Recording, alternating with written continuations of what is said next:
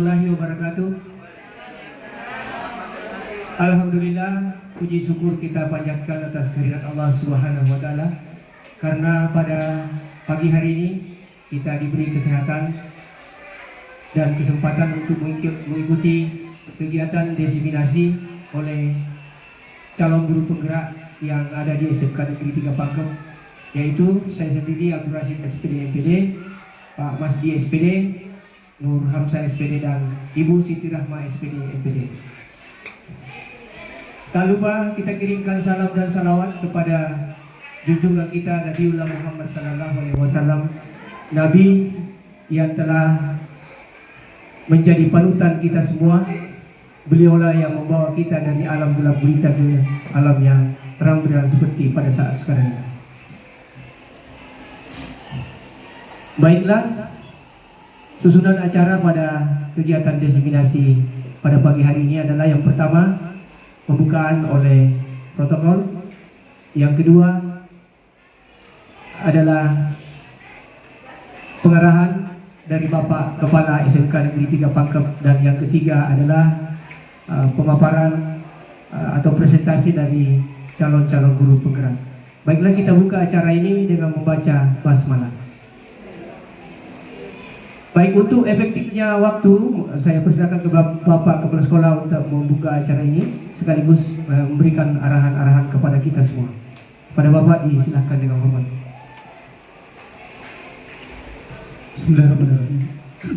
Assalamualaikum warahmatullahi wabarakatuh. Alhamdulillahirrahmanirrahim. Puji syukur kita panjatkan kepada Allah Subhanahu wa taala karena pada pagi menjelang siang hari ini kita masih diberi kesehatan dan kesempatan dalam kegiatan untuk sosialisasi tentang budaya positif dari guru penggerak yang ada di SMK 3 Pangkep. Kalau boleh kita sampaikan salam dan taslim kepada Junjungan Besar Muhammad SAW, Nabi yang selalu menjadi panutan dari kita sekalian. Yang saya hormati Bapak Ibu guru penggerak CGP, calon guru penggerak SMK 3 Pangkep. Bapak Ibu yang saya hormati,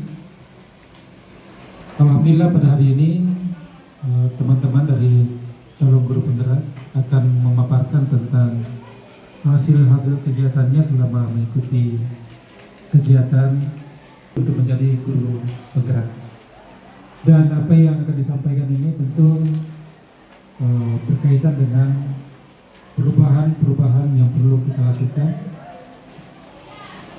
dalam kegiatan pendidikan di sekolah, utamanya menyikapi tentang pelaksanaan kurikulum merdeka yang sementara kita laksanakan, termasuk juga perubahan-perubahan dalam sistem pembelajaran dan bagaimana membelajarkan anak didik sesuai dengan apa yang telah disampaikan dan dikeluarkan oleh Ki Hajar Dewantara dalam proses pendidikan di sekolah, bahwa kalau kita berada di depan itu bisa menjadi contoh, kemudian kalau berada di tengah bisa saling membimbing, kemudian kalau berada di belakang maka kita harus memberikan dorongan.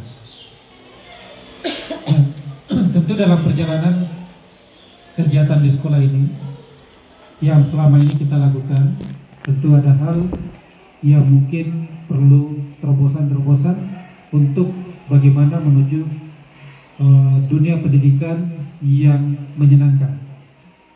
Kenapa? Kalau kita berada di sekolah itu senang, siswa juga senang, maka tujuan yang akan dicapai mudah kita dapatkan.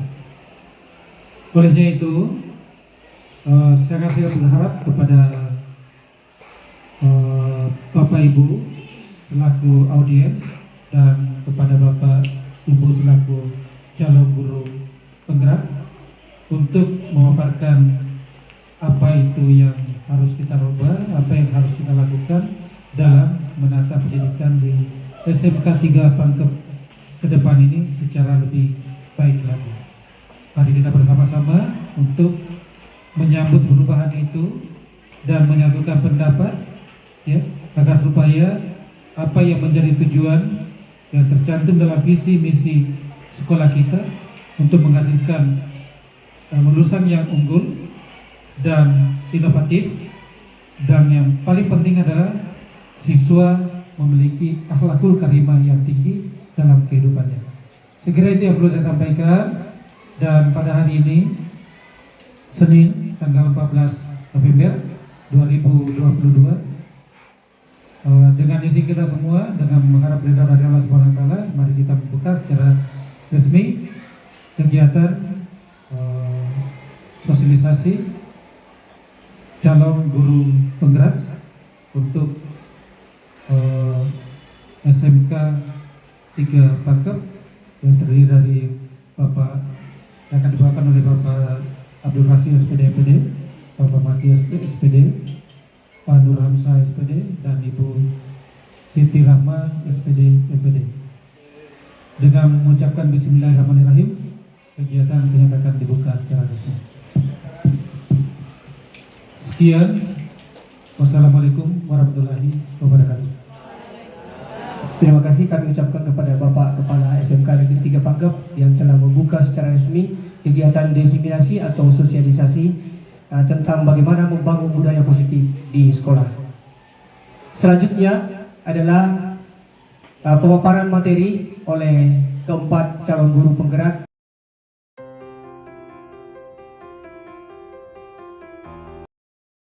Warahmatullahi wabarakatuh. Alhamdulillah, karena pada pagi hari ini kita kembali bersama dalam kegiatan diseminasi membangun budaya positif di sekolah. Kami berempat, saya Abdul Rashid SPD MPD, Pak Nur Hamzah SPD, dan Pak Masdi SPD serta Ibu Siti Rahma SPD MPD akan membersamai Bapak dan Ibu semua guru-guru hebatnya SMK Negeri 3 Pangkep selama kurang lebih 1 jam ke depan. Bapak Ibu sekalian yang kami hormati, pada kesempatan ini saya akan membawakan bagaimana kita membangun budaya positif di sekolah.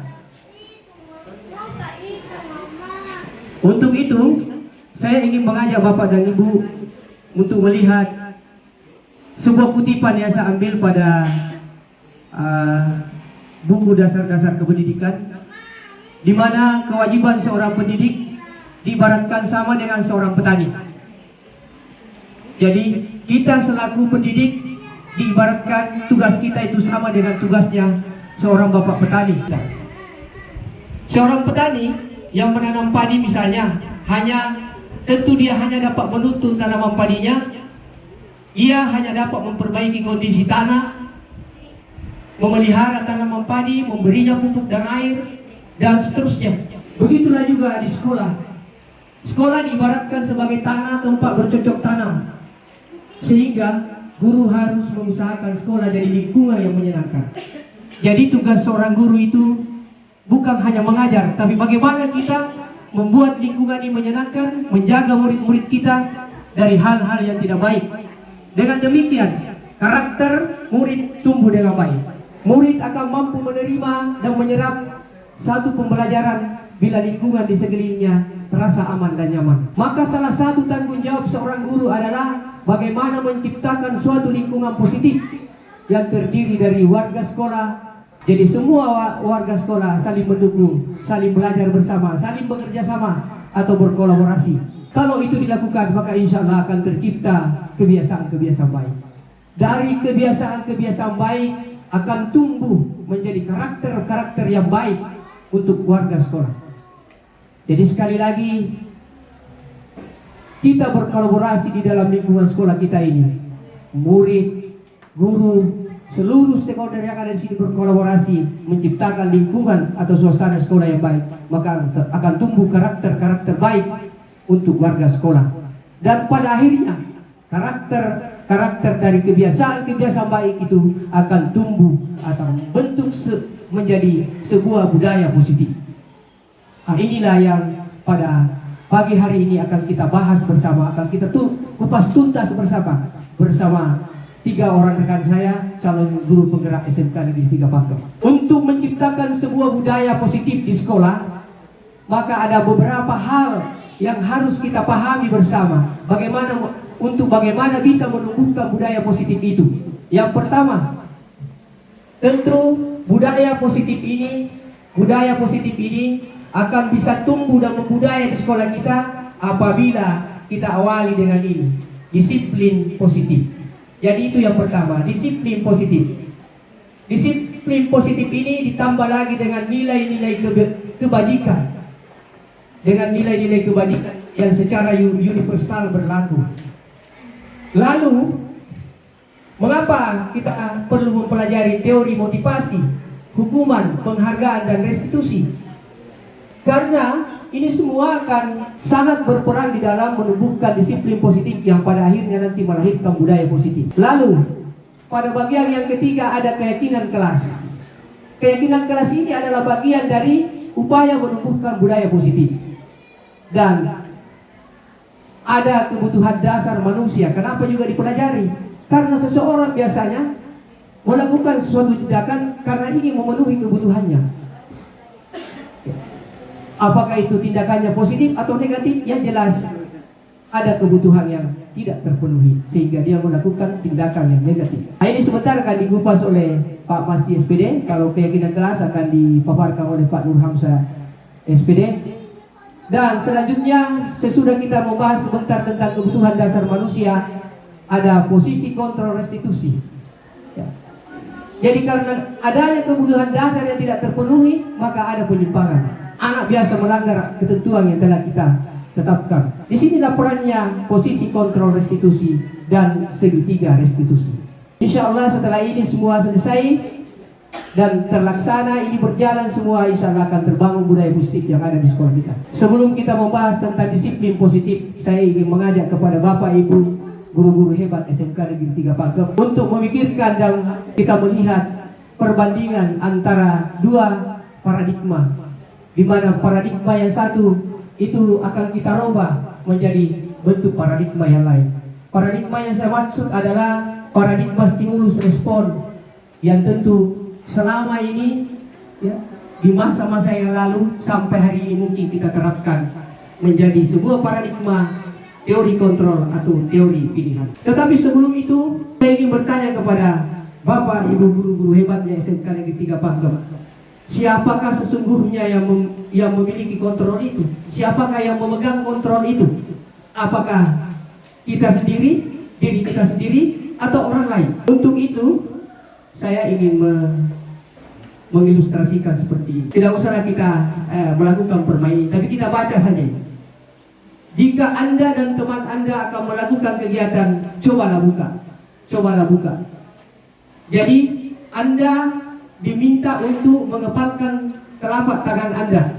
Kemudian Anda diminta untuk membayangkan bahwa Anda menyimpan sesuatu yang sangat berharga di dalam kepalan tangan Anda. Anda perlu menjaga benda tersebut sekuat tenaga.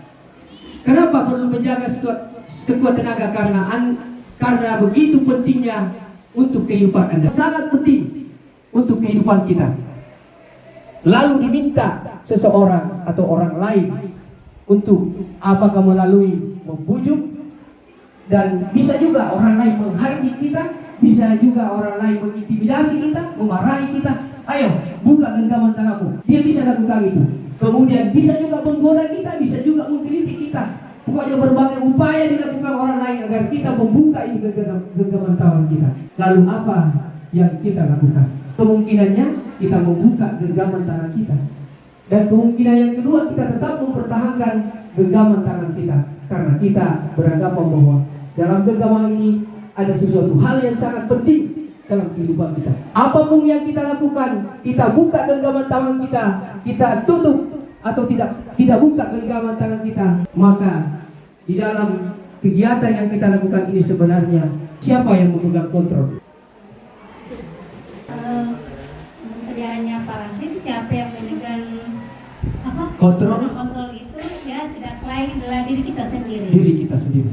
Baik, kita beri aplaus kepada guru salah satu guru hebatnya SMK Negeri 3 Bagong. Ya, jadi tidak lain dan tak bukan yang memegang kontrol itu adalah diri kita sendiri.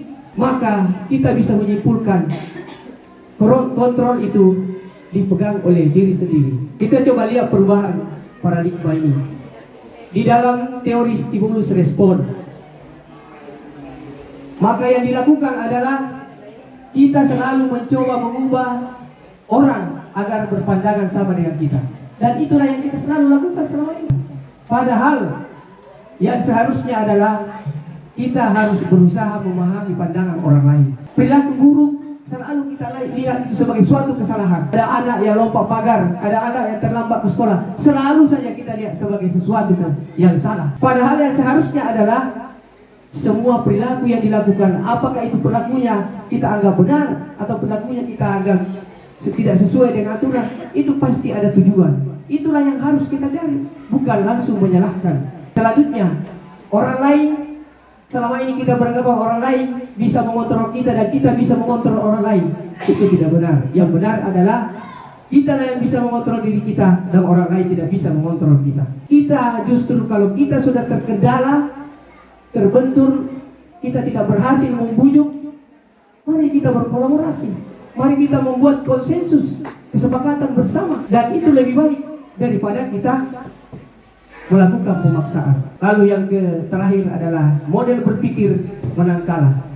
Selalu saja kalau kita menangani dua orang anak yang berselisih misalnya, kita selalu kamu yang benar, ini yang salah.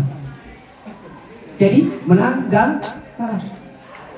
Yang seharusnya adalah kita harus berpikir, pola model berpikir kita adalah menang-menang, bukan menang kalah, menang-menang. Jadi kita tidak memenangkan satu ego, tapi kita memenangkan banyak ego. Jadi kita jangan memakai model berpikir menang kalah, tetapi kita harus menggunakan model berpikir menang-menang. Nah, kita sudah mulai masuk ke sini. Disiplin positif. Ini yang awal kita harus bangun untuk menciptakan budaya positif. Dalam teori kontrol oleh Dr. William Glasser, bahwa Anda tidak bisa mengontrol orang lain, kita lah mengontrol diri kita sendiri.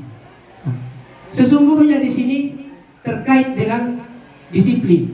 Apa makna dari disiplin itu? Adalah belajar kontrol diri. Tidak itu guru, tidak itu siswa. Disiplin sebenarnya itu adalah kontrol diri. Itulah hakikat dari disiplin. Lalu dalam teori kontrol itu juga semua perilaku pasti ada tujuannya. Nantinya akan dikupas oleh Pak Masdi bahwa semua perilaku ada tujuannya.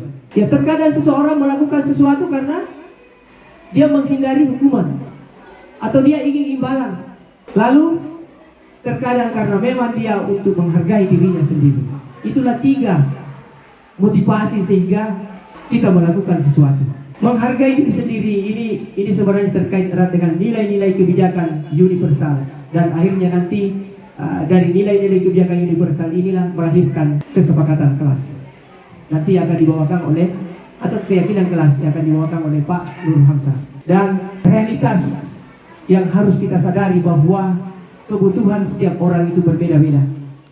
Nah, ini nanti akan dikupas oleh Pak Masdi tentang kebutuhan dasar manusia, dan tentang model berpikir menang-menang ini ada kaitannya dengan posisi restitusi yang akan kita lakukan untuk menyelesaikan jika ada anak-anak kita yang melanggar aturan yang berlaku di sekolah, yaitu 5 posisi kontrol nanti akan dibawakan oleh Pak Masdi SPD dan Ibu Siti Rahma SPD, maka membawa SPD akan membawakan 1003 restitusi. Kembali kita tentang disiplin, apa maknanya sebenarnya?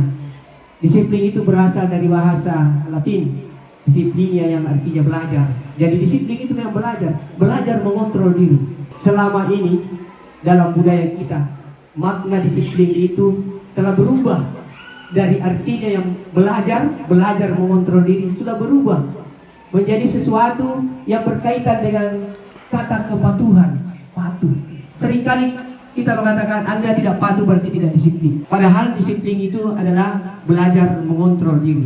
Ini ada pergeseran, sudah menjadi budaya yang selama ini kita berlakukan. Saya kira itu tentang disiplin. Selanjutnya nilai-nilai kebijakan universal. Jadi kaitan antara disiplin, yang mana yang mau didisiplinkan, yang mana yang mau kita di dalam diri kita yang akan belajar mendisiplinkan diri, yaitu tentang bagaimana kita melihat nilai-nilai kebijakan universal. Kebajikan, nilai kebajikan. Nilai kebajikan adalah sifat positif manusia. Jadi seluruh sifat-sifat positif manusia itulah nilai-nilai kebajikan. Kalau sifat-sifat negatifnya itu bukan nilai kebajikan. Kita telah mencanangkan lagi kurikulum merdeka. Di dalam kurikulum merdeka ini ada nilai kebajikan yang ingin dicapai oleh setiap anak Indonesia yang dikenal dengan istilah profil pelajar Pancasila. Di dalam profil pelajar Pancasila ini ada 6 nilai kebajikan. Yang pertama, beriman, bertakwa kepada Tuhan Yang Maha Esa, dan berakhlak mulia. Saya kira ini sangat luas juga ini. Beriman, bertakwa kepada Tuhan Yang Maha Esa, dan berakhlak mulia, yang kita kenal dengan istilah akhlakul karimah. Itulah salah satu nilai kebajikan di dalam profil pelajar Pancasila yang akan dicapai oleh setiap anak Indonesia. Yang kedua adalah mandiri, kemudian bernalar kritis, berkebinekaan global, bergotong royong, dan kreatif.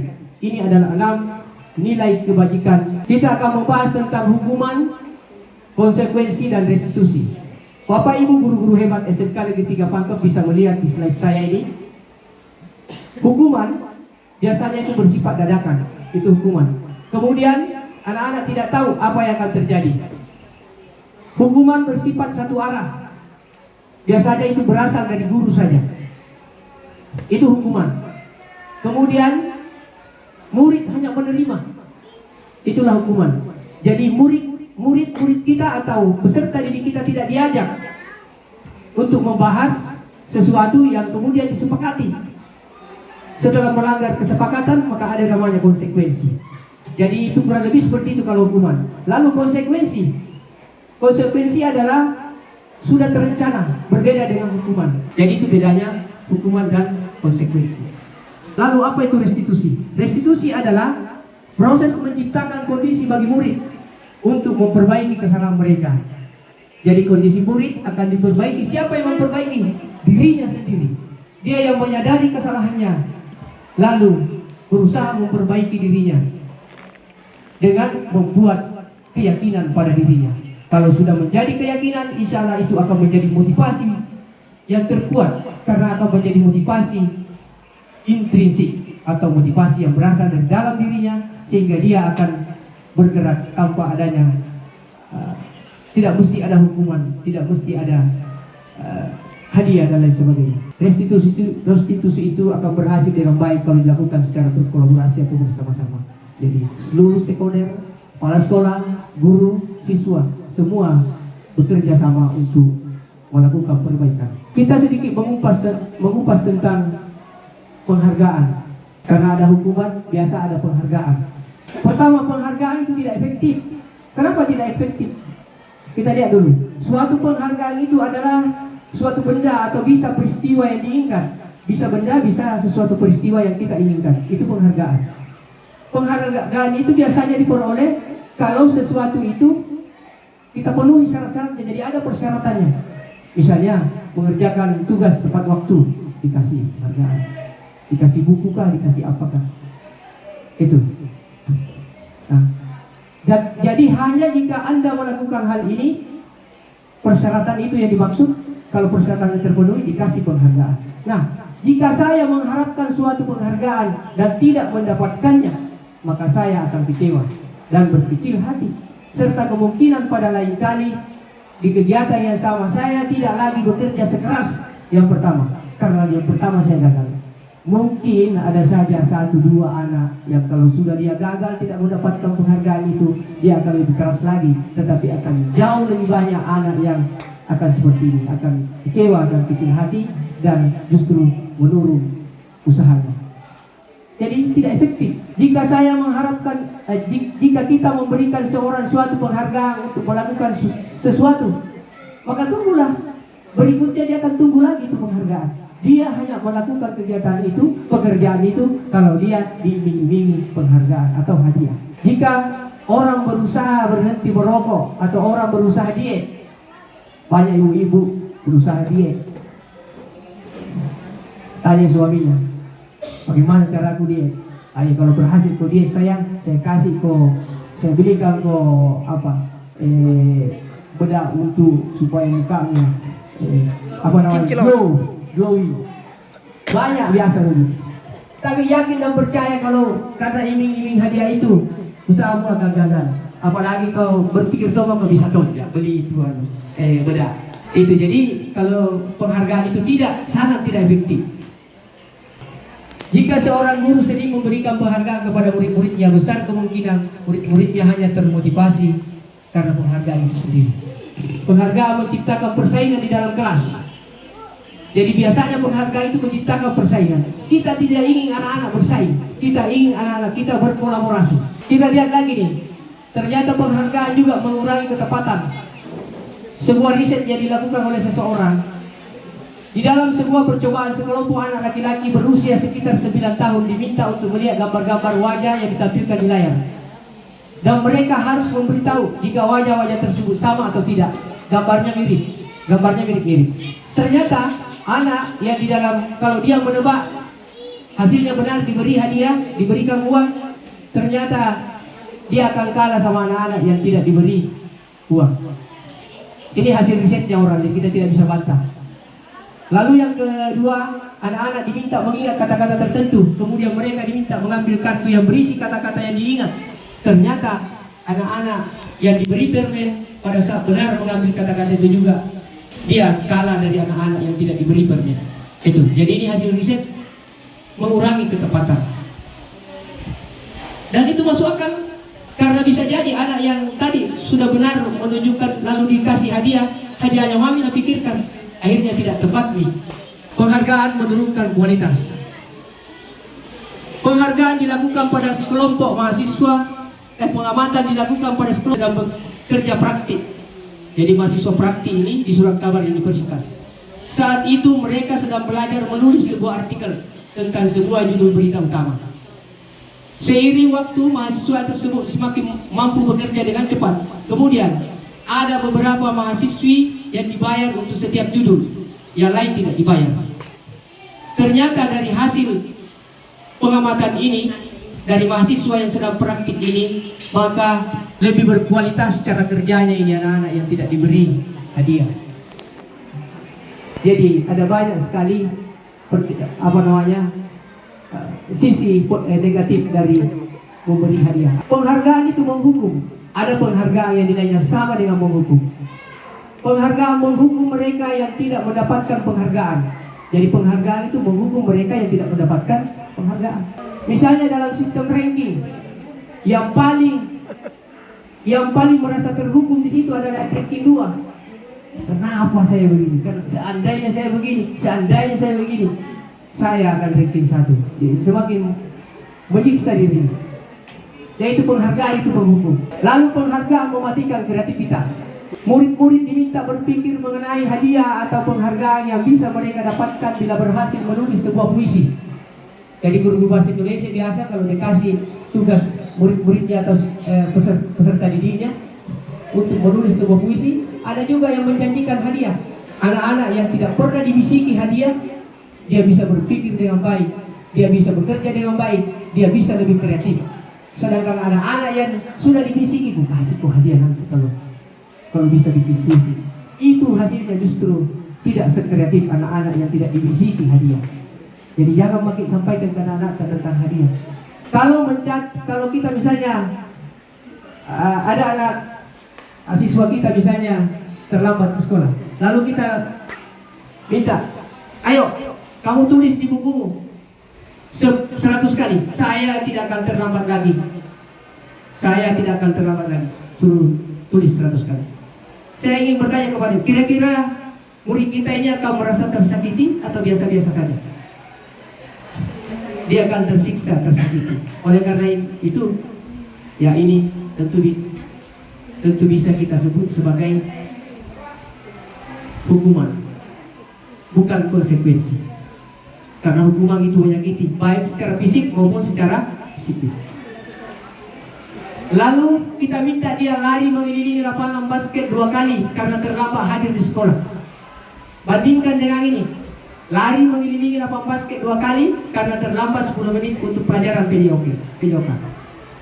Yang kedua ini dia masuk apa ini? Menyakiti atau tidak ini? Terlambat ke sekolah. Lari mengelilingi lapangan basket 2 kali karena terlambat hadir di sekolah. Ada apa bisa terjadi terhadap anak yang kita suruh ini? Pertama, secara fisik mungkin tersakiti. Yang kedua, dia akan malu dengan teman-temannya. Apalagi kalau ditambah Tommy teriak kok, saya terlambat. Maka ini adalah hukuman. Berbeda dengan ini, lari mengelilingi lapangan basket 2 kali karena terlambat 10 menit untuk pelajaran PJOK. Mungkin Ibu Intan sudah sepakat dengan anak-anak. Bagi yang terlambat, dia akan pemanasan karena teman-temannya tadi pemanasan lari di lapangan. Jadi ini adalah konsekuensi, bukan hukuman. Menggantikan kertas tugas teman yang tidak dicoret-coret. Jadi ada satu siswa dia coret-coret tugas temannya lalu dia gantikan. Apakah itu hukuman? Bukan, konsekuensi. Kamu yang merusak kertasnya temanmu ya ganti. Membersihkan tumpahan air di meja tulis karena tersenggol pada saat belajar. Hukuman kan kalau dia bersihkan, dia senggol baru dia bersihkan? Bukan, itu hanya konsekuensi. Bapak dan Ibu guru hebatnya yang ada di tiap pangkat sudah bisa membedakan antara konsekuensi dan hukuman. Jadi harapkan kita tidak memberi hukuman, tetapi semua hanyalah sebuah konsekuensi. Kita sepakati dulu, dan kalau dia melanggar, maka ada konsekuensi yang harus dia lakukan. Hukuman itu sesuatu yang menyakitkan. Lalu konsekuensi memang harus terjadi karena sudah sepakat. Kita sudah sepakat. Kita sudah meyakini bersama dan sudah sepakati bersama. Jadi dia memang harus terjadi. Lalu yang kedua, membuat anak sakit baik secara fisik maupun psikis. Itu hukuman. Dan membuat anak merasa tidak nyaman hanya sesaat, kalau itu adalah konsekuensi. Dia memang tidak nyaman tetapi sesaat. Tapi setelah dia pikirkan bahwa ini memang sudah keyakinan saya dan konsekuensi karena saya telah menyepakatinya dan saya melanggarnya. Lalu akhirnya kalau selalu dihukum, anak akan membenci disiplin. Bagaimana kita bisa membangun disiplin positif kalau anak sudah membenci disiplin? Oleh karena itu, jangan lagi menghukum. Kita berlakukan konsekuensi. Karena dengan konsekuensi, anak akan menghadapi disiplin. Bukan malah membenci, tapi dia akan menghadapi disiplin. Hukuman itu paksaan, sedangkan konsekuensi itu adalah stimulus atau tanggapan. Dari apa yang telah dia sepakati, maka secara otomatis itu adalah konsekuensi kalau dia melanggar. Hukuman mendorong anak menyakiti diri sendiri, sedangkan konsekuensi mendorong anak agar mudah menyesuaikan diri. Anak yang menyadari kesalahannya sendiri, lalu menjadikan sebagai suatu keyakinan dalam dirinya, dia akan hadir kembali di tengah-tengah teman-teman mereka dengan karakter yang lebih kuat. Berbeda kalau kita melakukan menghukum. Hukuman anak belajar untuk menyembunyikan kesalahan. Ya kalau kita selalu menghukum, dia sembunyi itu kemana-mana. Dia akan sembunyikan kesalahannya, tidak mau dia bilang-bilang. Karena dia akan berhadapan dengan hukuman. Tetapi kalau dengan konsekuensi, anak belajar untuk mematuhi peraturan. Lalu hukuman, marah, rasa bersalah, dipermalukan, merasa tidak dihargai. Itulah yang diterima oleh anak kalau kita menghukum. Sedangkan pada konsekuensi, dia akan merasa kehilangan hak, dibuat tidak nyaman, diasingkan, tetapi hanya untuk saat itu juga. Selebihnya dia akan menyadarinya bahwa itu adalah konsekuensi untuk dia. Berbeda dengan menghukum. Saya kira itu dari saya. Tentang restitusi, silakan Bapak Ibu guru bisa lihat ini. Nanti secara mendalam restitusi akan dibahas oleh Pak Masdi dan Ibu Siti Rahmat SPD MPD.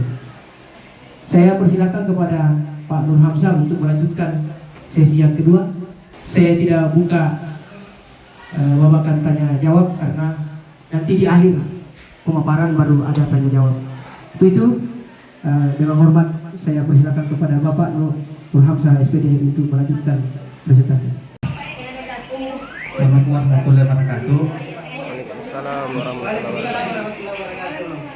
Kita lanjut materinya tentang budaya positif dalam keyakinan kelas. Tadi sudah dipaparkan oleh rekan saya dari Abdul Rasid SPD berkaitan dengan beberapa poin. Maka daripada itu follow up dari materi itu adalah tentang keyakinan kelas.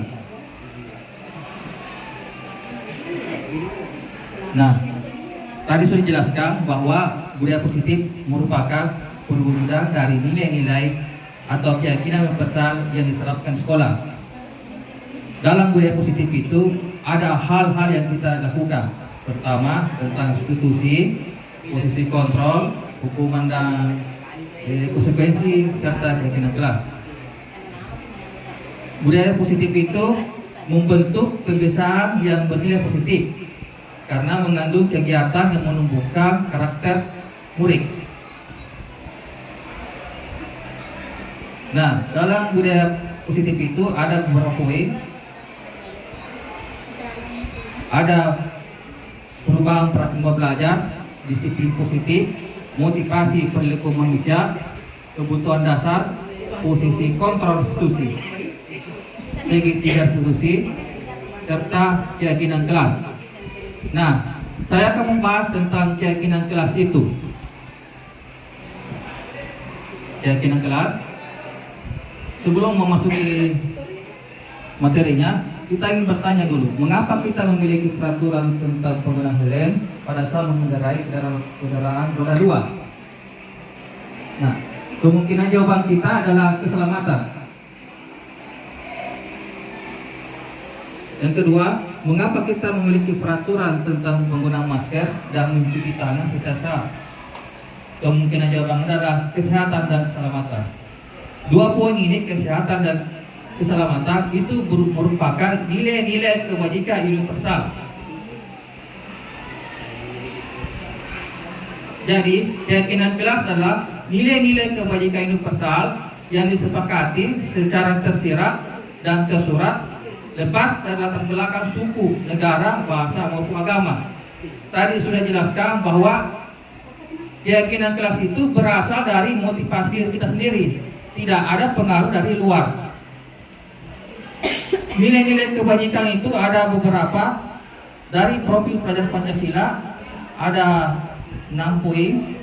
Beriman bertakwa kepada Tuhan Yang Maha Esa dan berakal mulia, mandiri, bernalar kritis, berkebinekaan global, bergotong royong, kreatif. Sedangkan pada IBO primary year program ada berapa itu? Kita bisa lihat di slide. Lanjutnya. Terus ada juga dari petunjuk seumur hidup dan keterampilan hidup. Ada banyak poinnya. Ada yang disebut essential virtual building intelijensi dan the virtual project nilai-nilai kebajikan. Jadi inilah beberapa item daripada nilai-nilai kebajikan itu yang kemudian diimplementasikan dalam bentuk keyakinan kelas. Nah, tahapan menciptakan peran kebajikan adalah yang pertama, kita lihat daftar nilai kebajikan yang tadi sebelumnya. Yang kedua, tentukan nilai-nilai yang tersebut sebagai perhatian utama. Kemudian disempurnakan nilai-nilai itu, kemudian dibahas dalam kelompok utama.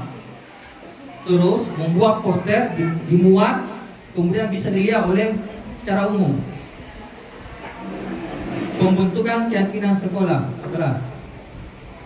Keyakinan kelas itu bersifat abstrak. Jadi istilahnya ketika kita menyebutkan tentang keselamatan, maka kita bisa memahami apa yang akan terjadi tentang nilai-nilai itu.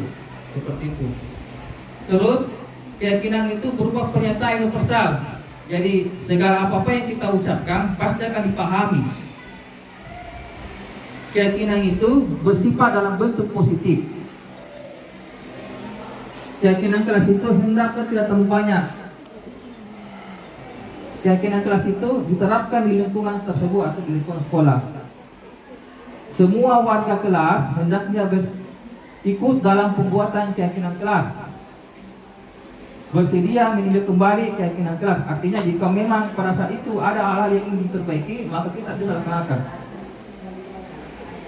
Contohnya, jadi kalau kita sebagai guru mata pelajaran, kita bisa membentuk keyakinan kelas dengan siswa kita. Kita akan berhadapan dengan siswa kita, membentuk keyakinan kelas. Jadi ketika ada hal-hal yang bersifat sesuatu yang bersifat keyakinan, kita melihat gurunya pada keyakinan kelas itu. Nah, dipolaapi oleh dalam segitiga institusi dan posisi kontrol. Contohnya, kita sebagai guru mapel, kita berhadapan dengan siswa, kita membuat ini seperti ini. Anggota kelas itu dibagi menjadi beberapa kelompok, kemudian diberikan kertas. Setelah itu setiap kelompok membuat huruf T kapital. Guru memberikan salah satu keyakinan kelas kepada setiap kelompoknya.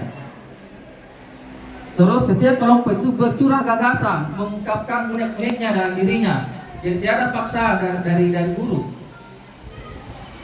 Kemudian kelompok itu mempresentasikan hasil kegiatannya agar jadi pemuatan untuk dipahami oleh setiap siswa itu.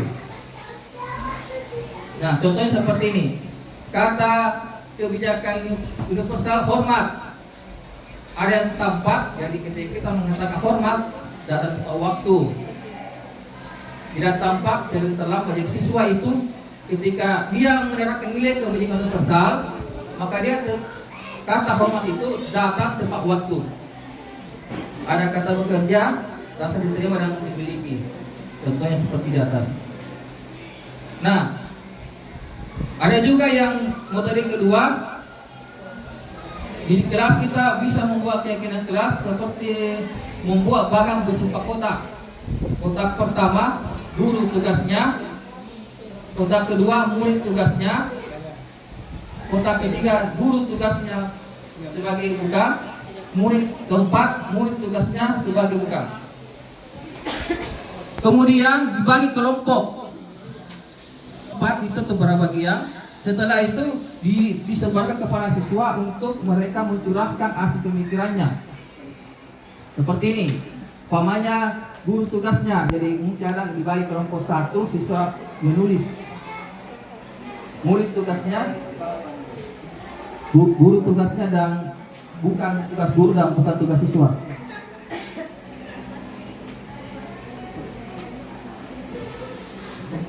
Kata Ki Hajar Dewantara, beratlah kemerdekaan itu bukan hanya tidak terperintah saja, akan tetapi harus juga dapat meningkatkan dirinya dan mengatur kehidupannya dengan tertib.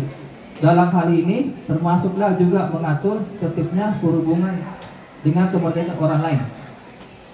Demikian, nanti akan dilanjutkan oleh rekan selanjutnya tentang materinya. Jika ada pertanyaan nanti akan ditampung. Untuk presentasi selanjutnya saya serahkan kepada Pak Masdi SPD.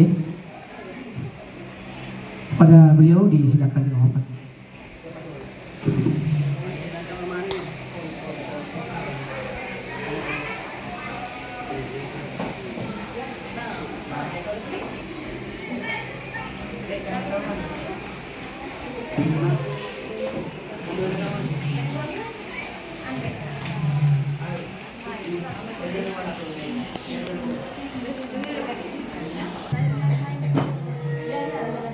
Baik, bismillahirrahmanirrahim. Assalamualaikum warahmatullahi wabarakatuh. Terima kasih atas kesempatan yang diberikan oleh teman-teman. Jadi Bapak Ibu sekalian, seperti apa yang disampaikan pemateri sebelumnya, bahwa sebentar saya akan membawakan materi mengenai kebutuhan dasar manusia. Kemudian dilanjutkan dengan 5 posisi kontrol guru. Jadi apa yang nanti akan saya bawakan ini itu begitu erat kaitannya dengan kita, terkait langsung dengan kita. Jadi segala sesuatu yang kita lakukan ini dalam kehidupan kita sehari-hari itu tidak lepas dari kegiatan yang kita lakukan untuk memenuhi kebutuhan kita. Jadi berdasarkan penelitian yang dilakukan oleh para ahli, disimpulkan bahwa ada 5 hal yang mendasari kebutuhan dasar manusia. Jadi yang pertama ada kebutuhan bertahan hidup. Ini wajar ya, kebutuhan bertahan hidup. Jadi semua secara naluriah, secara ilmiah, manusia bahkan hewan itu punya kemampuan atau kebutuhan yang mereka bertahan hidup. Jadi kebutuhan yang bersifat fisiologis. Ini sadar atau tidak sadar, semua kegiatan kita itu didasari oleh kebutuhan ini. Jadi selanjutnya yang kedua, ada kebutuhan untuk kasih sayang dan rasa diterima. Jadi kalau kita kaitkan, kita sebagai guru, kita kaitkan kebutuhan ini terhadap murid-murid kita, bahwa murid yang berusaha memenuhi rasa kasih sayang dan rasa diterimanya ini cenderung bersifat cari-cari perhatian kepada gurunya.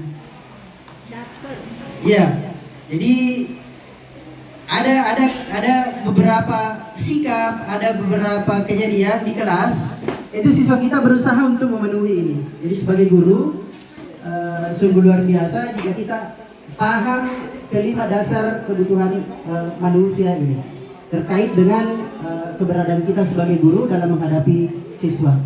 Baik, selanjutnya yang ketiga,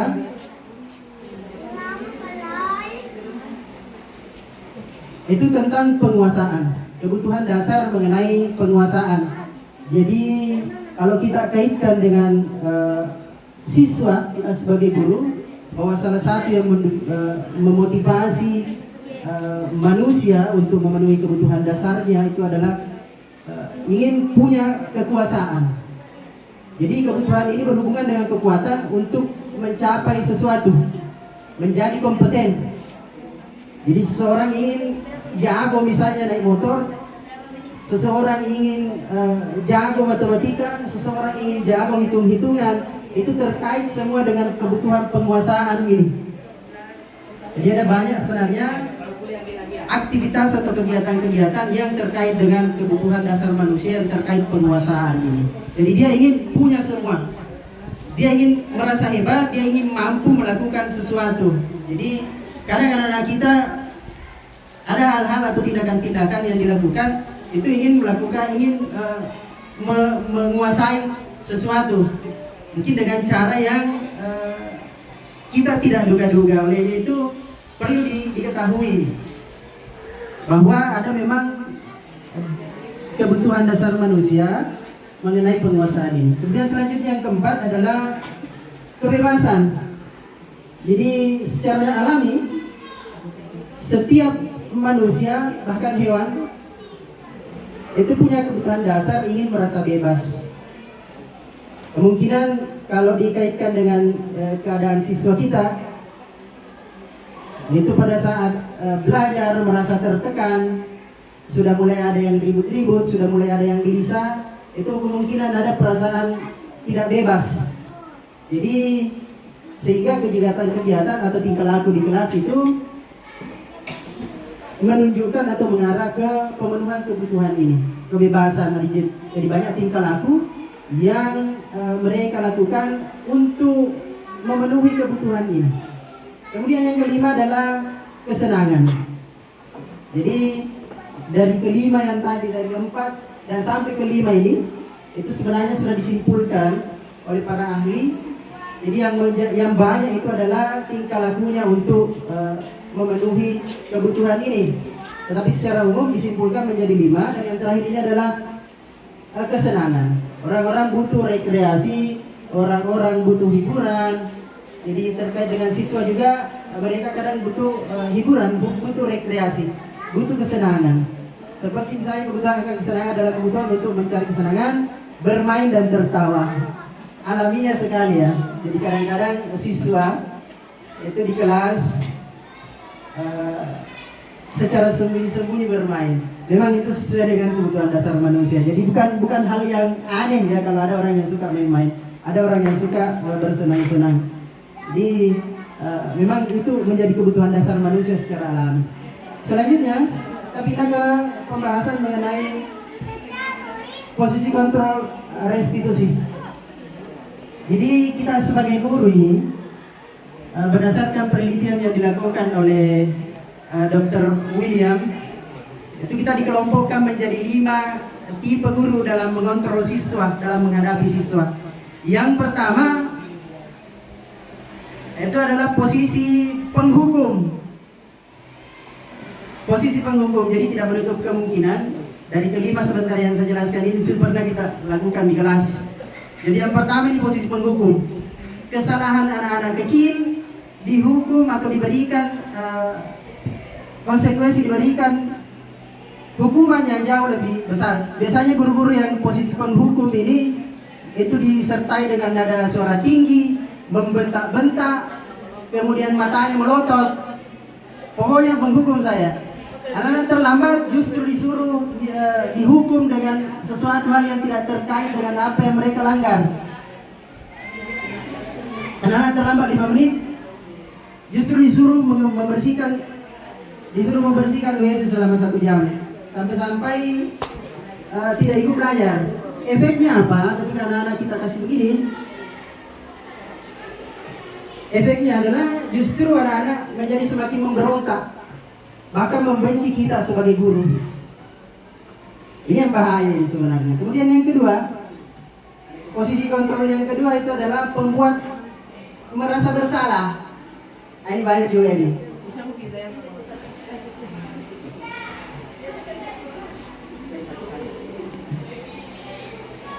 Jadi pembuat merasa bersalah. Kalau bahasa sederhananya adalah guru pak bombe-bombe. Iya. Kadang siswa merasa guru yang pembuat merasa bersalah ini, guru yang pembuat merasa bersalah ini jauh lebih menakutkan daripada guru yang penghukum. Ada yang pernah bilang, Pak, saya di bombe sama guru itu, lebih baik saya disuruh membersihkan WC setiap hari daripada tidak diabsen, tidak disebut nama aku di absen.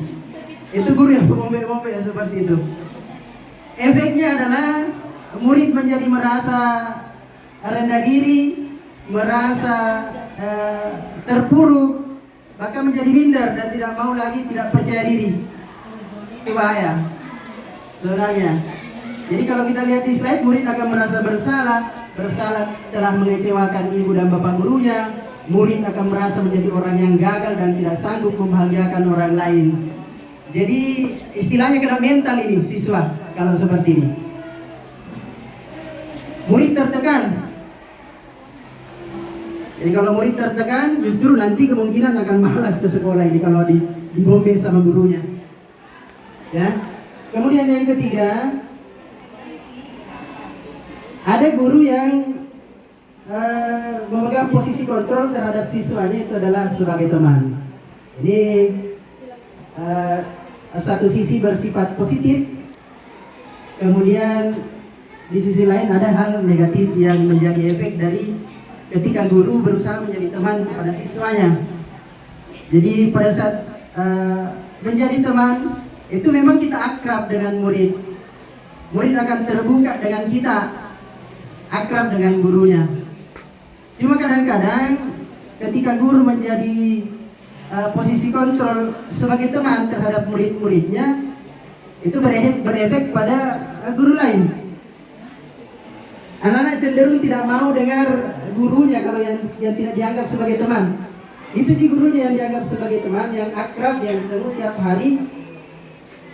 Itu yang mau didengarkan nasihatnya, yang mau diikuti perintahnya, yang mau diikuti arahannya.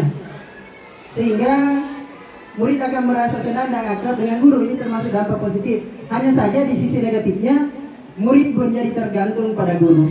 Ada kemungkinan yang terjadi ketika murid ini menganggap gurunya sebagai teman, atau gurunya memposisikan diri sebagai posisi kontrol teman. Itu ketika gurunya tidak masuk di kelas, atau gurunya tidak datang pada hari itu, muridnya juga akan menjadi malas-malasan. Temanku tidak datang, saya juga malas deh. Atau merasa jumawa, merasa ada yang lindungi. Saya tidak apa-apa terlambat, karena saya berteman dengan guru BK. Saya tidak apa-apa pakai tali sepatu putih, karena sebentar guru BK saya dikembalikan kepada saya. Itu bahaya. Tetapi satu sisi, siswa yang berteman dengan guru ini dalam posisi kontrol seperti itu, jika berinteraksi dengan guru yang dianggap sebagai temannya, itu akan mudah sekali diajak, akan mudah sekali diperintah, akan mudah dinasehati. Namun di sisi lain ada hal positif, ada hal negatif seperti yang tadi itu. Merasa selalu ada yang melindungi meskipun dia bersalah. Kemudian selanjutnya posisi kontrol yang keempat adalah posisi pemantau. Jadi kadang ada guru yang secara tersirat kalau kita lihat judulnya, ini guru banyak sekali catatannya. Bawa kertas-kertas daftar peraturan, bawa kertas-kertas daftar checklist. Oh, si A hari ini melakukan pelanggaran, catat. Si B hari ini tidak masuk, catat. Si C hari ini tidak menulis materi, catat. Jadi murid merasa akan tertekan karena guru ini banyak sekali catatan-catatannya. Ya, bahkan mungkin salah satunya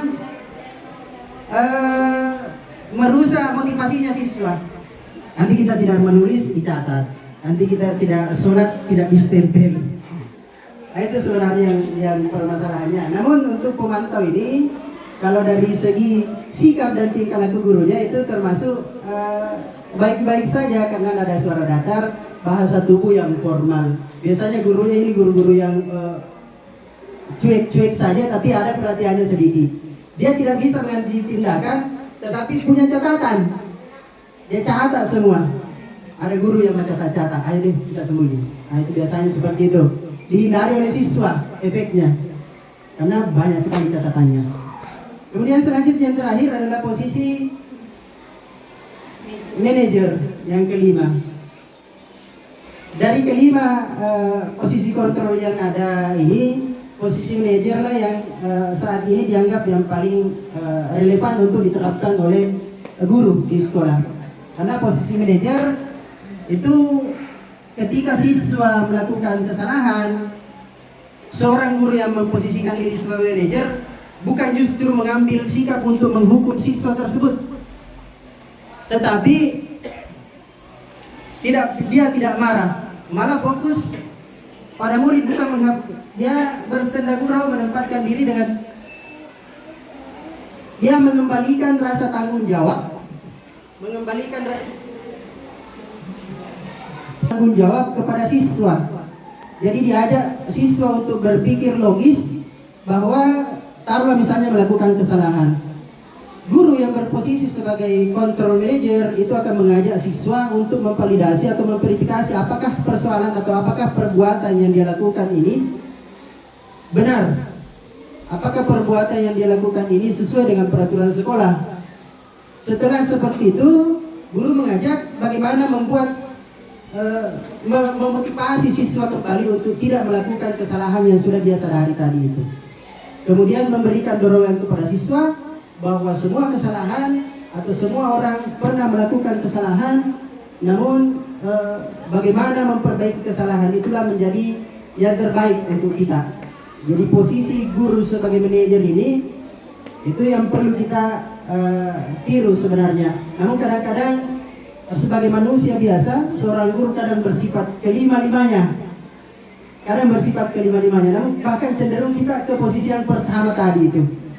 Kadang juga ke posisi yang kedua, guru pak bombe-bombe. Karena itu memang paling mengena dan dirasa paling berpengaruh pada sikap siswa.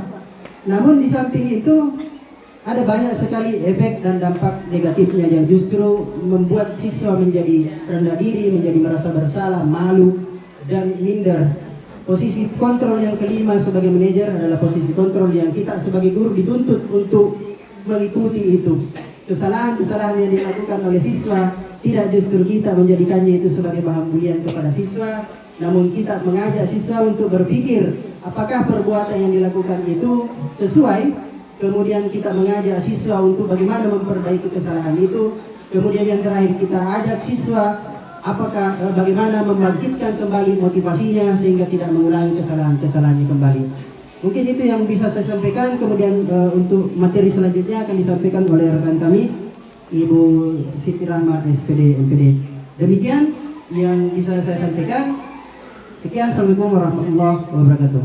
Beliau disilakan dengan hormat. Terima kasih Pak Rasid atas kesempatan yang diberikan kepada saya. Baiklah, pada kesempatan ini saya akan membawakan satu materi yang telah kami dapatkan pada kegiatan pendidikan guru penggerak yaitu segitiga restitusi. Sebelumnya, teman-teman sekalian, kita sudah mendengarkan beberapa penjelasan dari rekan kami, yaitu yang pertama tentang paradigma perubahan, kemudian disiplin positif dan teori motivasi. Kemudian telah dilanjutkan oleh rekan kami lagi, yaitu Pak Nurhansa tentang keyakinan kelas. Kemudian tadi juga telah disampaikan tentang 5 kebutuhan manusia, yaitu kebutuhan untuk bertahan hidup, kebutuhan untuk menerima cinta dan kasih sayang, kebutuhan untuk merasa nyaman, kebutuhan untuk mempunyai kekuatan. Saya kira itu. Kemudian tadi juga telah disampaikan oleh rekan kami, yaitu tentang 5 posisi kontrol ya. Tadi disampaikan bahwa 5 posisi kontrol itu, yang pertama itu sebagai penghukum, kemudian kedua sebagai pembuat rasa bersalah, kemudian ketiga sebagai teman, keempat sebagai pemantau, dan yang kelima sebagai manajer. Nah, giliran saya pada kesempatan ini saya akan menyampaikan dari apa yang telah kami dapatkan pada kegiatan kami di Pendidikan Guru Penggerak, yaitu tentang segitiga restitusi. Nah, sebelum saya masuk pada segitiga restitusi itu, saya sedikit berbicara tentang pengalaman saya dan mungkin menjadi pengalaman kita semua ya, terhadap bagaimana kita menghadapi siswa kita atau peserta didik kita yang melakukan suatu kesalahan. Nah, yang umum yang kita lakukan ketika kita menemukan anak kita membuat suatu kesalahan, biasanya kalau kesalahannya yang biasa-biasa saja, ya kita langsung dengan memberikan kemudahan langsung memaafkan. Ya, mungkin dengan kesalahan yang lebih besar lagi yang ada dalam hati kita, yaitu ingin rasanya bagaimana anak itu melakukan sesuatu yang bisa menggugurkan kesalahannya. Dalam artian terkadang kita memberikan yang namanya menghukum, ya, atau artinya membuat anak kita itu tidak nyaman. Ya. Nah, ternyata pada materi ini ada hal yang baru yang kita dapatkan, dan semoga kita bisa mengimplementasikannya atau bisa menerapkannya dalam kegiatan proses belajar mengajar kita. Dan yang perlu juga saya sampaikan kepada teman-teman guru, bahwa selama kurang lebih 4 bulan kami mengikuti kegiatan pendidikan guru penggerak, yang pada intinya yang kami dapatkan di situ bahwa segala sesuatu yang kita lakukan yaitu berpihak kepada peserta didik. Ya, baik, saya mulai dengan materi saya, yaitu tentang segitiga restitusi. Apa sih sebenarnya itu segitiga restitusi? Baik, sebelumnya biar teman-teman tadi sudah capek rasanya, jadi saya sedikit membuat pantun. Ya. Huruf hijaiyah mulai dari alif. Naik haji ukuf di Arafah. Mari biasakan budaya positif, bantu siswa menyelesaikan masalah. Lanjut. Apa sih sebenarnya itu restitusi? Ya, kita lihat.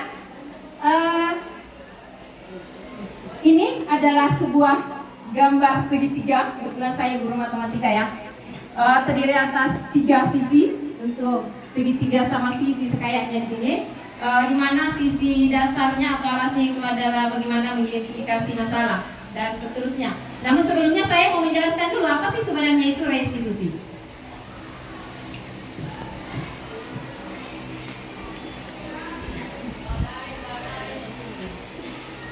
Ya, tujuan kita mempelajari restitusi tentunya setelah kita memahami tentang restitusi itu sendiri, yaitu bagaimana kita memahami, itu yang utama, yang pertama. Kemudian yang kedua, bagaimana kita menerapkannya, dan yang ketiga, bagaimana kita sebagai tenaga pendidik bersikap reflektif, kritis, kreatif, dan terbuka.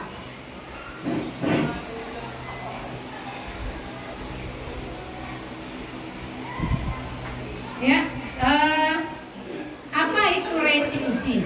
Kita lihat ya, teman-teman, ini adalah hal yang baru dan semoga kita bisa melakukan suatu perubahan buat kita terhadap anak didik kita kita. Yang pertama yaitu proses menciptakan kondisi bagi murid untuk memperbaiki kesalahan mereka sehingga mereka bisa kembali pada kelompok mereka dengan karakter yang lebih kuat. Jadi di sini bukan lagi kita akan menghukum kita punya anak di mana dengan kesalahan yang telah dia perbuat, lalu kemudian kita memberikan hukuman sesuai dengan kesalahannya, maka kita menganggap bahwa masalah itu tidak selesai. Yang pada intinya di restitusi ini, bagaimana kita mengembalikan anak kita kepada nilai-nilai kebajikan yang universal, yang mana tadi telah dijelaskan oleh rekan kita sebelumnya. Nah, restitusi juga merupakan proses kolaboratif yang mengajarkan murid untuk mencari solusi untuk masalah mereka dan membantu murid berpikir tentang orang seperti apa yang mereka inginkan dan bagaimana mereka harus memperlakukan orang lain. Kemudian tadi ini segitiga restitusinya, di mana yang pertama yaitu kita dapat menstabilkan identitas. Kemudian yang kedua, validasi kebutuhan. Yang ketiga, menanyakan keyakinan kelas. Dan ini akan kami bahas pada kesempatan sebentar ya, setelah ciri-ciri dari restitusi itu sendiri. Kita bisa lihat ciri-ciri dari restitusi. Yang pertama, di sini bukan untuk menebus suatu kesalahan, namun untuk belajar dari kesalahan. Jadi bagaimana anak-anak kita yang telah melakukan suatu kesalahan, kita bisa membuat anak kita menyadari kesalahan yang dia perbuat itu, ya. Lalu kemudian bagaimana dia memperbaiki kesalahannya itu dengan mengembalikan anak-anak kita kepada nilai-nilai kebajikan yang universal. Kemudian yang kedua, memperbaiki hubungan, ya, karena tadi telah disampaikan oleh Pak Masdi bahwa menghukum itu bahkan ada yang membuat hubungan kita terhadap anak kita itu tidak baik. Misalnya malah anak kita itu membenci kita. Ya. Kemudian yang ketiga, tawaran, kemudian dia bukan paksaan. Restitusi menuntun untuk melihat ke dalam dirinya. Ya, jadi kita dapat menuntun anak kita untuk bagaimana dia bisa menyadari, ya, ada unsur dari dalam begitu terhadap dirinya bahwa betul yang saya lakukan itu adalah satu hal yang tidak benar. Kemudian restitusi diri itu adalah cara yang paling baik. Restitusi fokus pada karakter bukan tindakan, tetapi bagaimana kita menumbuhkan karakter anak kita, ya, bukan memberikan suatu tindakan dalam artian menghukum itu tadi.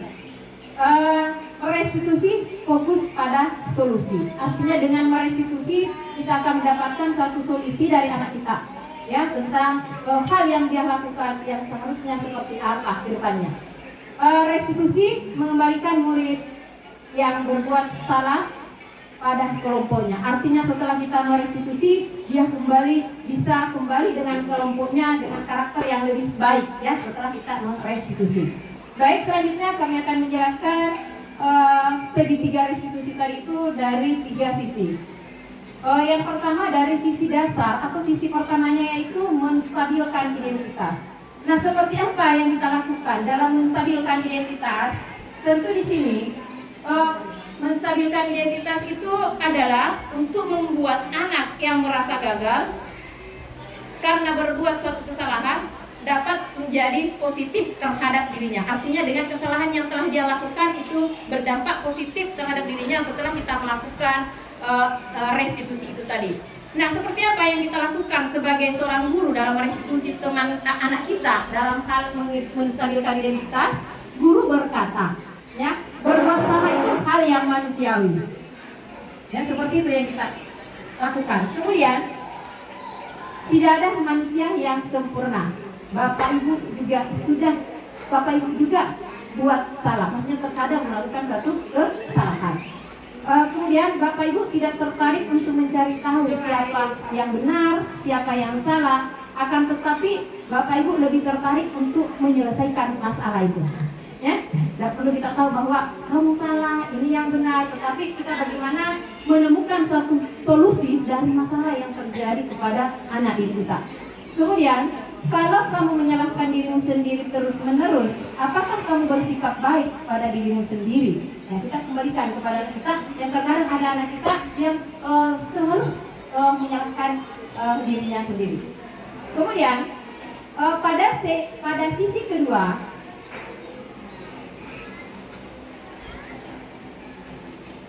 yaitu validasi kebutuhan. Di sini membantu siswa mengenal kebutuhan pokoknya, ya, yang mana tadi kebutuhan pokok manusia telah dijelaskan oleh Pak Nasdia, yaitu tentang kekuatan, tentang kebebasan, tentang cinta dan kasih sayang, tentang kenyamanan dan untuk bertahan hidup. Guru berkata, kamu bisa saja melakukan hal yang lebih buruk, tapi kamu tidak melakukannya, kan? Ya, artinya dengan kesalahan itu kita bisa mengatakan bahwa mungkin kamu bisa melakukan hal yang lebih parah daripada ini, tapi kamu tidak melakukan. Kemudian kamu pasti punya alasan mengapa kamu melakukannya. Jadi anak kita itu pasti punya alasan, ya. Apa alasannya? Misalnya kenapa alasannya dia lompat pagar begitu? Ya mungkin karena dia mau bebas, ya, misalnya. Nah, kemudian apa yang penting bagi kamu? Kamu boleh tetap berusaha menjaga sikap itu, tapi tambahkan sikap yang lain yang baru, artinya yang lebih baik. Maukah kamu belajar cara lain untuk mendapatkan yang kamu butuhkan tanpa harus memukul? Misalnya bagi teman kita yang berkelahi, ya, yang memukul temannya. Apakah kamu bisa melakukan lebih baik lagi di esok harinya? Seperti itu. Kemudian pada sisi yang ketiga, dari segitiga restitusi itu bagaimana kita menanyakan suatu keyakinan.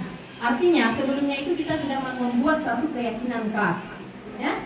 Kita sudah membuat suatu keyakinan kelas. Yang tentunya dalam membuat keyakinan kelas tadi itu kita harus mengikut sertakan, ya, semua komponen yang ada di dalam kelas atau sekolah kita. Di sini bagaimana menanyakan keyakinan, yaitu agar anak melihat kesalahannya dihubungkan dengan norma sosial dan nilai-nilai yang mendasar manusia untuk berinteraksi dengan orang lain. Nah, apa yang kita lakukan di sini? Guru bisa berkata, apa nilai yang kita percaya di kelas atau sekolah kita? Artinya setelah kita buat tadi keyakinan kelas. Kemudian nilai-nilai universal apa yang telah kita sepakati? Tadi nilai-nilai universal itu sudah disampaikan, termasuk di dalamnya pada profil pelajar Pancasila, ya, dan nilai-nilai universal terhadap murid itu sendiri. Kemudian kelas yang ideal itu seperti apa sih? Kamu ingin jadi anak seperti apa? Apa yang kamu rasakan? Ketika kamu melakukan itu, kamu menjadi orang seperti apa? Ya, jadi pada intinya merestitusi ini tidak ada sedikit pun, ya, yang kita lakukan itu memberikan satu hukuman atau merasa bersalah terhadap anak kita. Kita tidak membuat anak kita merasa tidak nyaman, ya, tetapi bagaimana dengan kesalahan yang dilakukan oleh anak kita, mereka bisa kembali kepada nilai-nilai kebajikan yang universal tadi itu. Selanjutnya,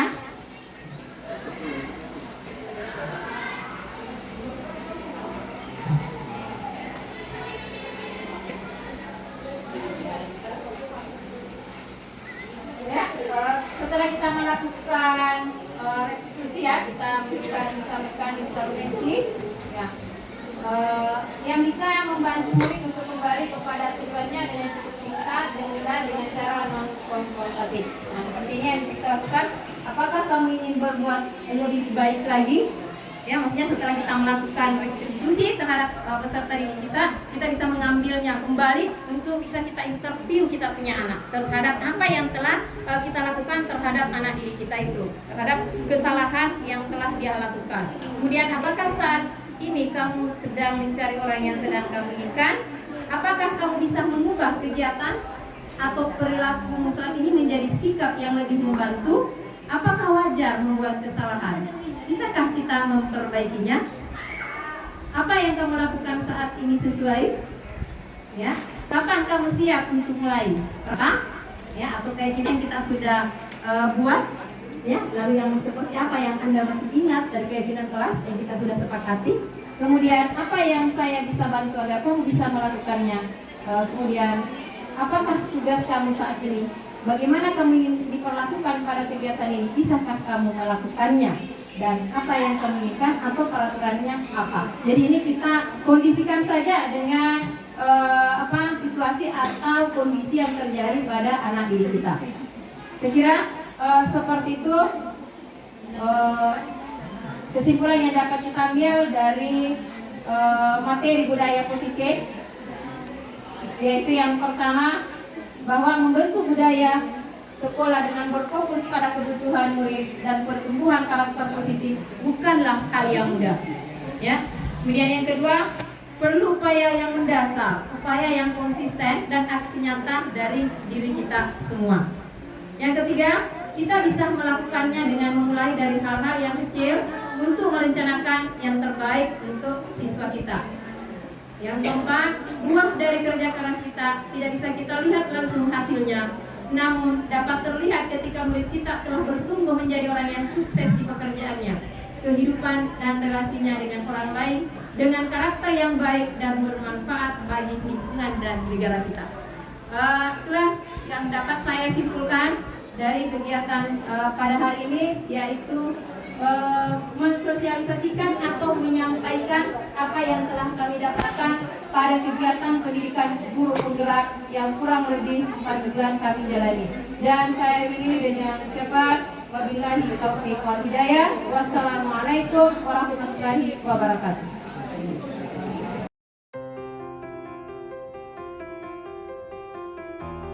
SPD, Pak Masdi, dan yang terakhir tadi tentang segitiga restitusi oleh Ibu Siti Rahman SPD NPD. Baik, karena masih ada waktu kita buka babakan tanya jawab terkait dari pemaparan berbagai materi yang dipanen, mulai dari disiplin positif sampai tadi yang terakhir adalah segitiga restitusi. Untuk itu kepada Bapak Ibu Guru, jika ada hal-hal yang ingin disampaikan atau yang ingin ditanyakan, diberi kesempatan untuk menyampaikannya. Baik, kita beri kesempatan kepada Ibu Nisa untuk menyampaikan pendapatnya ataupun bila ada tanggapan. Terima kasih banyak. Assalamualaikum warahmatullahi wabarakatuh. Banyak ilmu yang kami dapatkan setelah mendapatkan pemaparan dari Bapak Ibu di depan, calon guru penggerak. Semoga itu juga bisa memotivasi kami semua untuk bisa ikut serta dalam kegiatan tersebut. Pertanyaan saya kepada Bapak Ibu di depan, apabila ada kasus seperti ini Bapak Ibu, ada 2 siswa yang selalu terlambat. Yang pertama, dia terlambat karena mengantar dulu saudara adik-adiknya pergi sekolah, mengantar jualan ibunya, sehingga ada kegiatan penting yang harus dia lakukan di pagi hari. Itu membuatnya terlambat. Anak yang kedua memang terlambat karena malas, terlambat bangun. Apa yang harus kita lakukan kepada kedua anak itu supaya tetap adil? Tidak membedakan, memang alasannya berbeda, tetapi apalah jadinya jika kita menghukum si B karena kita kasihan kepada si A. Jadi saya minta bagaimana pendapat Bapak Ibu supaya itu pun bisa kami lakukan di kelas apabila ada kejadian tersebut terjadi di kelas kami. Terima kasih. Wassalamualaikum warahmatullahi wabarakatuh. Waalaikumsalam warahmatullahi wabarakatuh. Masih ada pertanyaan lagi? Assalamualaikum warahmatullahi wabarakatuh. Jujur ini mungkin ilmunya sudah lama sekali nih kita mau lihat dan kita mau dengar. Dan hari ini kita sudah dipaparkan lengkap selengkap-lengkapnya, dan mungkin semuanya sudah pernah dialami sama teman-teman, bahkan sudah pernah dilakukan. Yang saya mau tanyakan di sini mungkin yang disampaikan sama Pak Masdi tadi. Apa tadi Pak? Posisi kontrol, 5 posisi kontrol dan kebutuhan dasar manusia. Ya, 5 posisi kontrol. Nah, dari 5 posisi kontrol yang tadi dipaparkan, kurang lebih Ya, saya sudah melakukannya beberapa. Dan yang mau saya tanyakan, khususnya mungkin ke Pak Masdi, karena yang membawakan tadi Pak Masdi. Menurut Bapak, posisi kontrol yang paling efektif, efisien, dan paling mujarab yang boleh kita lakukan ke siswa dengan berbagai masalah yang kita hadapi di siswa, menurut Bapak yang masih. Baik, terima kasih atas pertanyaan dari Ibu Nuraini Mansur. Selanjutnya kita akan menjawab dulu pertanyaan yang pertama. Pertanyaan pertama tadi tentang dua contoh kasus yang disampaikan oleh Ibu Nisa. Yang satu siswanya terlambat karena ada hal-hal yang dikerja sebelum berangkat sekolah, dan yang satu memang dia malas. Ibu Rahma akan jelaskan itu tentang bagaimana itu segitiga restitusi, dan mungkin lalu yang kedua pertanyaan dari Ibu Neni tadi adalah tentang posisi kontrol yang mana yang paling efektif. Untuk itu saya persilakan kepada Ibu Rahma dulu, baru ke Pak Mas di SPD. Pada Ibu Rahma dipersilakan. Terima kasih Bu Nisa atas pertanyaannya, di mana terdapat dua kasus ya, yang kedua-duanya terlambat, namun alasan yang berbeda. Alasan yang pertama, anak kita itu terlambat karena harus mengantar dulu, lalu kemudian dia yang terakhir. Yang kedua penyebabnya karena memang anaknya malas dan terlambat bangun. Nah, cara yang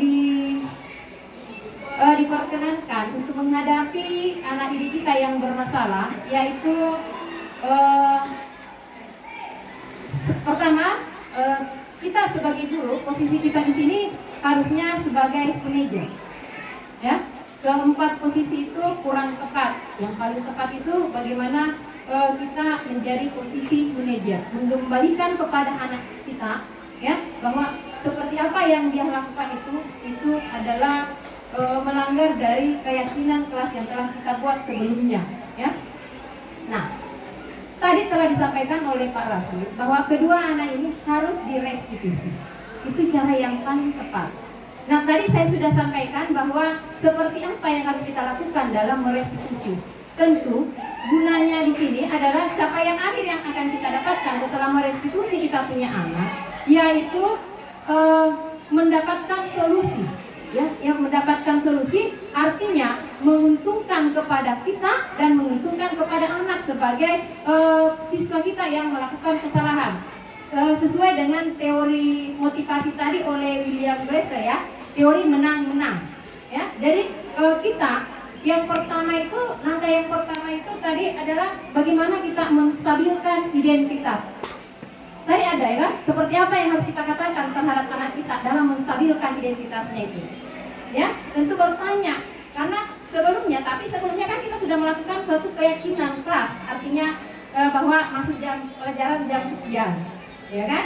Lalu kemudian pada sisi kedua itu kita validasi tindakan yang salah. Bagaimana kita memvalidasi tindakan yang salah? Bagaimana kita memberikan suatu pandangan terhadap kesalahan yang anak kita lakukan?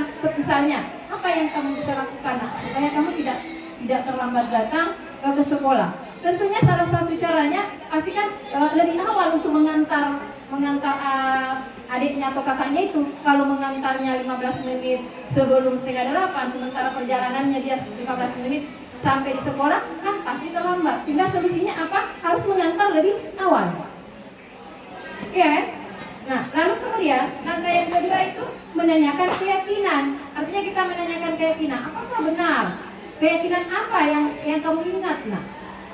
Nah, terus apa yang kamu lakukan itu sesuai dengan keyakinan kelas yang telah kita sepakati. Jadi artinya untuk menghadapi anak kita yang bermasalah seperti ini, yang tadi dengan cara merestitusi harus melewati ketiga tahap itu tadi untuk mendapatkan solusi yang tadi sesuai dengan teori motivasi, ya, oleh William Glasser, yaitu teori menang-menang. Artinya anak kita merasa nyaman tanpa merasa seperti apa terhadap kita dengan menegurnya dengan kata-kata yang tidak benar misalnya, ya, yang membuat mereka tidak nyaman. Tetapi yang dihasilkan terakhir adalah keduanya merasa nyaman.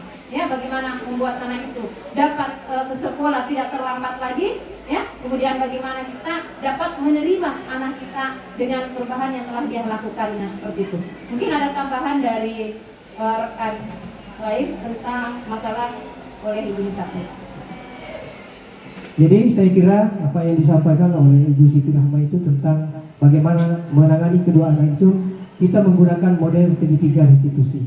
Jadi yang pertama, kita menstabilkan identitas. Jadi kita panggil keduanya, tentu saja di tempat yang berbeda karena dia berbeda masalah. Kalau masalah yang pertama kita panggil, bisa kita tanya, tahu kenapa kita panggil? Mungkin dia sudah menyadari saya sering terlambat, Bu. Lalu ditanya, kenapa kamu melakukan itu? Dan lalu kita kembalikan juga bahwa tahukah kamu aturan di sekolah kita ini bahwa kita harus berada di sekolah jam sekian, berarti sudah terlambat. Nah, tetapi kita jangan patahkan semangatnya. Kita katakan kepada mereka bahwa semua orang, siapa saja, termasuk saya sendiri selaku guru, biasa terlambat. Akan tetapi hal itu tentu tidak sesuai dengan keyakinan yang telah kita sepakati. Oleh karena itu, meskipun hal yang Ananda lakukan adalah baik karena mengantar adiknya, Ananda tetap harus mencari jalan keluar. Jadi dia yang kita kira-kira bagaimana caranya supaya tidak terlambat lagi. Saya persilakan kepada Pak Masdi untuk menjawab pertanyaan dari Ibu yang masuk. Kepada Pak Masdi, disilakan dengan hormat. Baik, terima kasih atas kesempatan yang diberikan terkait dengan pertanyaan Bu Neni tadi. Bu Neni, terkait dengan pertanyaan Ibu Nur Aini Mansur tadi bahwa dari kelima posisi kontrol yang ada di tayangan tadi itu, yang mana sebaiknya yang harus dimiliki oleh seorang guru. Jadi dari kelima tayangan tadi itu, dari kelima posisi kontrol yang saya paparkan tadi, posisi yang pertama itu adalah posisi penghukum. Ini jelas kita diharapkan untuk menghindari hal ini. Posisi penghukum itu mungkin karena ada ilustrasi seperti ini. Kebanyakan guru melakukan cara mengajarnya, dia terapkan sama seperti pada saat dia diajar dulu. Jadi cara mengajarnya, kebanyakan guru-guru kita dulu diajar pada zaman kolonial Belanda. Sistemnya sistem hukuman, begitu ada kesalahan langsung dicampur, diberikan hukuman, dibentak-bentak. Itulah juga yang kita alami, yang diterapkan oleh guru-guru kita. Namun yang terjadi sekarang adalah menurut Ki Hajar Dewantara bahwa seorang guru harus mengikuti kodrat zamannya siswa. Jadi karena kita diajar oleh guru yang di abad ke-19, kita sebagai guru lahir di abad ke-20, sementara siswa-siswa kita ini ada di abad ke-21 yang jauh lebih modern, bahkan disebut sebenarnya generasi Gen Z. Jadi sebenarnya posisi penghukum ini adalah posisi peninggalan kolonial Belanda yang kita diarahkan untuk menghindari itu. Karena memang pada posisi penghukum ini itu dipenuhi dengan kata-kata kasar, bentakan dan bahkan mata melotot dibuat anak bersalah. Kemudian yang posisi kontrol yang kedua tadi ada posisi kontrol pembuat merasa bersalah. Jadi siswa istilahnya kalau kita itu dibombek siswa, ya. Jadi jangan sampai guru ada yang seperti itu. Kemudian yang ketiga ada posisi sebagai teman. Ini perlu juga kita minimalisir posisi guru yang berposisi sebagai teman, karena murid akan merasa ada pelindungnya di sekolah dan akan merasa bebas untuk melakukan kesalahan. Jadi tidak segan melakukan kesalahan karena ada guru yang melindungi. Ada temannya. Kemudian yang posisi keempat adalah posisi pemantau. Posisi pemantau itu guru cenderung tidak memberikan solusi kepada siswa, hanya memberikan catatan dan teguran. Mungkin nanti diserahkan ke guru BK-nya bahwa ini bersalah, ini, tanpa memberikan solusi, tanpa memberikan arahan bagaimana anak-anak menjadi lebih baik. Kemudian posisi kontrol yang kelima, ini yang perlu kita miliki sebagai seorang guru, adalah posisi kontrol sebagai manajer. Kita mengarahkan siswa belajar dari kesalahannya kemudian berusaha menjadi lebih baik dan berusaha tidak mengulangi kesalahan yang dia buat, yang timbul dari kesalahan dalam dirinya. Seperti tadi pola metode restitusi yang sudah dijelaskan oleh rekan kami Ibu Rahma. Jadi mungkin wajar kalau sebagai guru kadang-kadang kita bahkan menerapkan kelima-limanya Bu Nini, seperti tadi yang diakui Bu Nini sudah diterapkan semuanya Bu. Jadi sudah diterapkan beberapa. Jadi pada pembelajaran kali ini berdasarkan filosofi pembelajaran biar Dewantara yang selama ini kita pelajari, kemudian pengelompokan posisi kontrol yang dikelompokkan oleh Dr. William, itu guru-guru diarahkan untuk menjadi guru yang berada pada posisi kontrol sebagai manajer. Jadi manajer sepak bola, contoh kesalahan pemainnya itu tidak dia perlu mencarikan solusi bagaimana caranya supaya permainannya menjadi lebih bagus, mencarikan taktik supaya bagaimana caranya menjadi lebih bagus. Jadi seorang guru juga diharapkan menjadi manajer bagi siswa-siswanya, baik untuk mencapai kesuksesan yang lebih sukses lagi, caranya siswa terhindar dari keburukan, maupun bagaimana caranya siswa lepas dari rasa bersalah yang mereka lakukan. Mungkin itu yang bisa saya jawab. Jadi saya kembalikan ke Anda. Jadi demikian tadi dua jawaban. Terima kasih.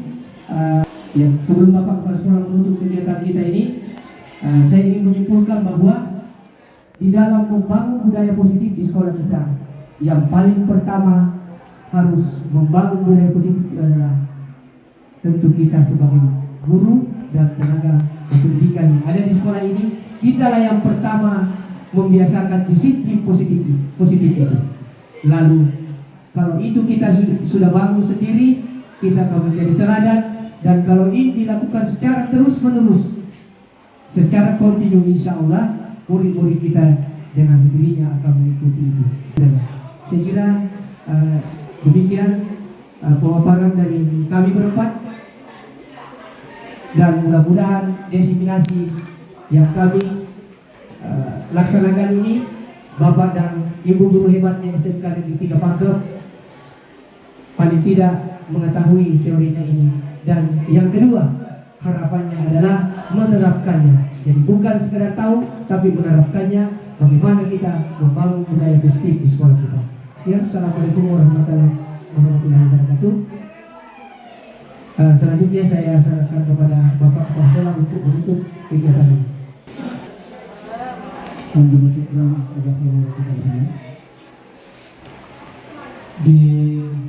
Dari jam 10 sampai sekarang ada 2 jam kita bercerita tentang diseminasi sosialisasi budaya positif.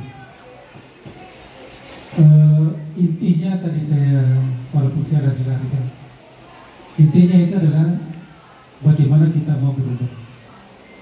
Itu intinya. Dalam artian lupakan masa lalu, hadapi kenyataan sekarang, mau apa ke depan. Ya, kalau kita selalu berasumsi kepada budaya masa lalu, maka tidak akan terjadi perubahan.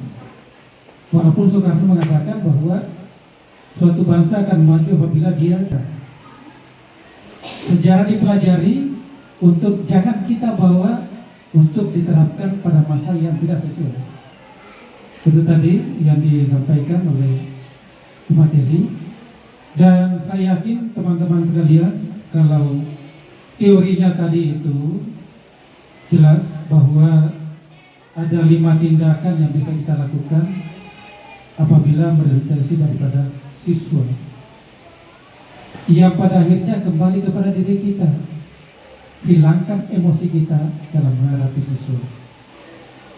Sepanjang ada emosi dalam diri kita menghadapi siswa, kebencian pada siswa, maka baru menghadap orang itu, baru menghadap pada diri siswa kita, sudah muncul permusuhan. Karena apa yang tidak bisa dibohongi adalah pandangan mata. Ya. Kalau kita merasa senang sama siswa, baru menghadap itu sudah kelihatan mata kita. Itu dalam teori psikologis. Ya, kalau John Locke itu menganut masalah pendidikan itu adalah tabula rasa, bahwa dalam segi Islam itu bahwa si anak itu lahir bagaikan kertas putih, maka apapun yang didapatkan itulah tulisannya. Itu. Maka apapun yang kita berikan itulah menjadi tulisan. Maka akan memberkas. Salah satu ilustrasi bisa saya sampaikan. Kebetulan saya alami sendiri keponakan saya sekolah di SMA di Makassar, yang sampai sekarang tiap hari konsultasi dengan psikiater karena terjadi kesalahan pada gurunya memberikan pelajaran. Saya tanya, ini kalau kamu sudah tulis, dikumpul, salah sedikit disuruh lagi ulang. Akhirnya apa? Nah itu trauma, setiap dia tutup matanya, langsung itu buku dengan tulisan yang banyak di otaknya, tidak bisa tidur. Akhirnya anak trauma, sakit. Ya, kalau disampaikan kepada gurunya, ya saya terapkan masalah teori pendidikan. Tapi itulah kesalahan yang kita terapkan kepada anak, dan dosanya itu kita tanggung sampai akhirat juga. Ya. Olehnya itu memang perlu kita mengkaji teori-teori tentang pendidikan, yang salah satunya yang dalam Merdeka Belajar ini adalah penerapan teori pendidikan yang disampaikan oleh Ki Hajar Dewantara. Kalau kita merasa di depan, jumlah mereka untuk ke depan. Kita di tengah sama-sama dengan mereka, sama tadi bahwa kita bisa berkawan dengan siswa, tapi jangan menjadi pembelanya. Tadi disampaikan. Kemudian kalau kita di belakang, Buri Handayani, bagaimana menuntun mereka untuk mencapai masa depan. Dan saya harap ini bukan sekedar teori, tapi kita siap untuk mengarahkan perubahan itu. Sebagaimana di penilaian kinerja Bapak dan Ibu di poin pertama selaku guru, seorang guru harus mengetahui siswanya secara utuh. Ya. Kepada teman-teman, kalau menghadapi suatu masalah, menghadapi siswa, bisa kita saling sharing, ya, kita saling sharing, karena setiap individu itu ada kelebihan dan ada kekurangannya. Saya kira itu. Sekali lagi terima kasih, dan mari kita atas sisi kita semua, mari kita menutup kegiatan ini dengan membaca hamdalah. Sekian, wabillahi taufiq wal hidayah. Wassalamualaikum warahmatullahi wabarakatuh.